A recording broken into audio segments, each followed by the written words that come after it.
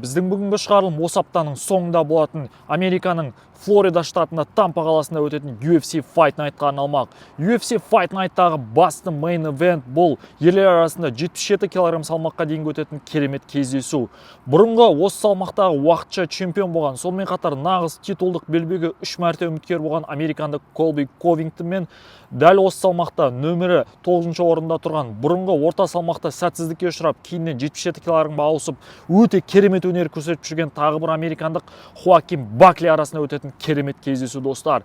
Бұл Fight Night'тағы ко-мейн кездесу ерлер арасында 145 фунт салмаққа дейінгі өтетін керемет тағы бір кездесу.